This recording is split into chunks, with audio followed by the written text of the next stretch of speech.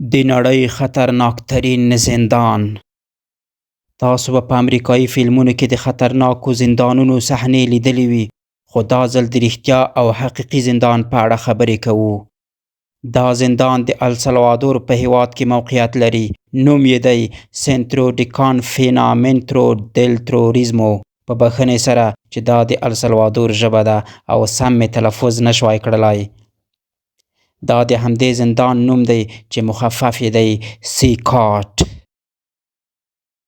سیکاټ یو ډیر غټ زندان دی چې اوه چنده د فوټبال د لوبغالي په اندازه مساحت لري او د 40,000 بندیانو لپاره جوړ شوی، خو بیا هم دا زندان دومره لوی نفوس لپاره خورا کوچنی دی.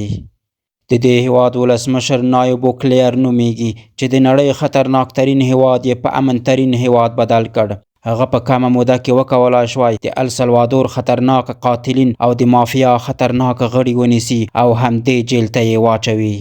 چې دا زندان یعنی سکاټ یې خاص د همدې مجرمینو لپاره جوړ کړی.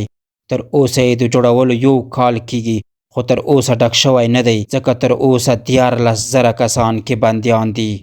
د دې زندان مامورین دې بندیانو ته د انسان په سترګه نه ګوري او دا بندیان یوازې د ترورستانو په نوم پیژني. راځئ اوس د زندان په اړه وغږیږو. لومړی د زندان د بهره شروع کوو. کله چې یو څوک وغواړي زندان ته داخل شي نو له 7 چک پاینټونو به تیریږي. لومړی چک پاینټ د زندان څخه 1 کیلومتر لرې دی. حتی که خبریالان هم ورننوځي باید ټول وسایل یې په خورا دقت وکتل شي او موټر یې هم په خورا دقت سره چک کړل شي. دا ټول تلاشۍ په همدا 7 چک پاینټونو یا دروازو کې په ډیر دقت سره ترسره کیږي. همدا یې لامل دی چې په داخل د زندان کې هیڅ کوم فساد نه کیږي او هر څه ښه روان وي. نه کوم مخدره توکي داخلېدای شي او نه کوم موبایل. کله چې د جیل وروستۍ دروازې ته ورسیږي نو هلته هم د میدان هوایی په څیر تلاشي شروع کیږي. ټول وسایل په پوره دقت سره څیړل کیږي او ټول وسایل په مخصوص ځای کې ایښودل کیږي. دا هر څه د یو خبرنګار د داخلېدلو په اړه وو. یو زندانی یا متهم په دا ډول نه داخلوي، د هغه داخلول د زندان ته بل ډول وي. په دې زندان کې یعنی په سیکاټ کې هیڅ څوک نشي کولای د بندي کس سره ملاقات وکړي. یوازې وکیل کولای شي چې د زندانی کس سره خبرې وکړي.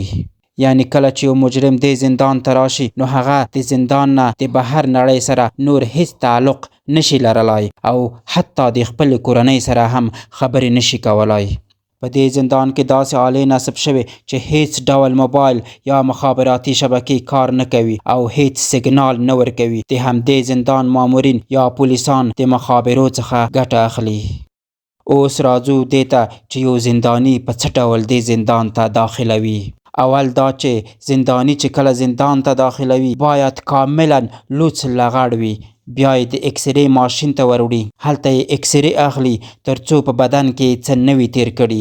حتی که په معده کې هم څه وي نو په دې دستګاه باندې معلومېدای شي.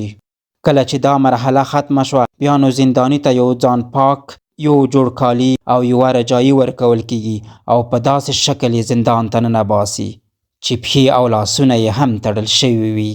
یعنی دوی باید پرته له ځمکې نور شاوخوا ځایونه ونه ویني. کله چې دا زندانیان په خپلو اتاقونو کې وي بیا هم د دوی پر سر د همدې زندان مامورین ولاړ وي. هم له پاسه د دوی څارنه کیږي او هم له نږدې څخه.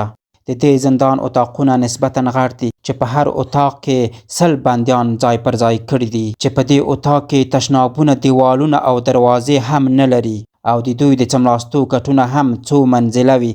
بالښت او توشکه یا بل څه هم نه لري. دوی مجبور دي په همدې وسپنیزه کټونو څملي. په السلوادور هیواد کې اعدام کول شتون لري، خو دا زندانیان نه اعدام کوي ځکه د دوی لپاره داسې حکمونه شته چې د اعدام نه هم بدتره دي. د دې زندان څخه تر اوسه 1 کس هم نه دی آزاد شوی ځکه د دې زندان ټول عمر تر اوسه 1 کال دی چې جوړ شوی او د دوی د زندان د بند سزا د 20 کالو شروع تر ابده پورې به په دې زندان کې بندیان وي. په دې زندان کې هیڅ کله هم برېښنا نه ځي او 24 ساعته ټول زندان لکه ورځ رڼا وي. چې دا رڼا هم د زندانیانو لپاره کیدای شي یو لوی عذاب وي چې شپه او ورځ یې د دوی اتاقونه رڼا کړي وي چې له امله یې خوب هم په سمه توګه نشي کولی. په داسې زندان کې د دوی داخلي آرامتیا له منځه ځي او د ټولو نه یې بدتره لا دا ده چې دوی هیڅ نه پوهیږي چې اوس څو بجې دي، ورځ ده که شپه ده، حتی دوی نه پوهیږي چې دلته یې څومره وخت تیر شوی. په دې سزاګانو سره هر زنداني ډیر غوسناک او قهرجن وي، خو سره له دومره قهر دوی هیڅ هم نشي کولای او باید سرونه یې ټیټ نیولي وي چې له دې سره د دوی قهر و غضب نور هم زیاتیږي. او کله چې یو پولیس غواړي بهر ته ووځي یا د زندان محوطې ته لاړ شي، د دوی تر پښو لاندې داسې شګې وي چې که هر څومره ورو هم قدمونه ووهي بیا به هم د همدې شګو غږونه تر لرې فاصلو هم تر غوږو کیږي. زندان په 3 لویو دیوالونو احاطه شوی چې آخرنی دیوال یې 9 متره لوړوالی لري او پر سر یې داسې وسپنې لګېدلې چې برق یا برېښنا جریان کې لري. خلاصه دا چې د دې زندان څخه تېښته یو خیال دی او هیڅ امکان نه لري، حتی که د زندان یو فاسد پولیس هم د زنداني سره په تېښته کې مرسته وکړي بیا هم نشي کولای. هره ورځ 10 نفره زندانیان جدا کوي ترڅو د نیم ساعت لپاره خپل بدن ته حرکت ورکړي، یعنی سپورت وکړي، ترڅو یې په راتلونکي کې بدن بیا حرکت نشي او شل نشي. مخکې له دې چې نایب بوکلیر د السلوادور رئیس جمهور شي، د زندانیانو خلک ډیر ځورول، یعنی د السلوادور خلکو له دوی وحشت کوله، ځکه دوی ته د خلکو مرګ داسې و لکه یو چرګ چې حلالوي. د السلوادور رئیس جمهور وایي دا هر یو زنداني چې تاسو یې ګورئ د هر یو په سلګونه کسان وژلي، نو ځکه مې د دوی لپاره داسې یو زندان جوړ کړی. هیڅوک باید په دې وحشیانو زړه ونه سوځوي. په دې هر اتاق کې مختلفې ډلې شتون لري چې دوی په خپلو کې هم سره دښمنان وو، خو دوی یو بل ته څه نشي ویلی او نه یو د بل سره جګړه کولی شي. په دې زندان کې دوی یوازې د یو کس نه ډارېږي، هغه پولیس چې دوی ته په ځیر ګوري.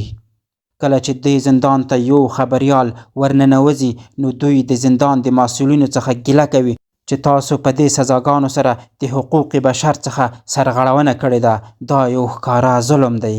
خو کله چې دوی له مسؤلینو سره دا ګیلې شریکې کړي، د زندان مسؤلین دوی ته وایي راشئ چې زه د زندانیانو په اړه معلومات درکړم. په دې وخت کې دوی د یوه زنداني یوه دوسیه راواخلي او د خبریال مخې ته یې کیږدي او ورته وایي دا دوسیه ووایه. کله چې خبریال دا دوسیه ووایي، په دې کې یوازې د یوه زنداني د قتل، تجاوز، د مخدره توکو قاچاق، د انسان قاچاق او همدارنګه نور جرمونه هم ثبت شوي وي. نو دلته وي چې خبریالان هم قناعت وکړي. د السلوادور خلک اوس نایب بوکلیر ته دعاګانې کوي چې د داسې خلکو څخه وژغورل شول او کولای شي په امنیت کې ژوند وکړي. خو که بیا هم په دې زندان کې یو زنداني یو خلاف کار وکړي او یا هم جنجال وکړي، نو دوی یوه تیاره اتاق ته لیږدوي چې هلته به څو اونۍ تیروي. د دې زندان بندیانو ته 3 وخته خواړه ورکول کیږي چې دا یې خواړه دي: وچه ډوډۍ، لوبیا او یو تروش شی دی چې زما یې په پښتو نوم نه دی زده، خو تروشې مستې غوندې مزه کوي. په میاشت کې 2 ځلې دوی ته مکروني او وریژې ورکول کیږي. خو په خواړو کې دوی ته اصلا غوښه نه ورکول کیږي، که د چرګ غوښه وي، که د ماهیانو وي او یا نورې غوښې وي. نایب بوکلیر وایي چې تر اوسه دا زندان نه دی ډک شوی، ځکه دا زندان د 40,000 کسانو لپاره جوړ شوی او تر اوسه 14,000 کسان کې بندیان شوي. د ده مطلب دا هم کیدای شي چې آزاد او پټو خلافکارانو ته دا وښایي چې ستاسو لپاره نور ځای هم په دې زندان کې شته او موږ د دې په لټه کې یو چې تاسو هم ونیسو او دا زندان در باندې ډک کړو.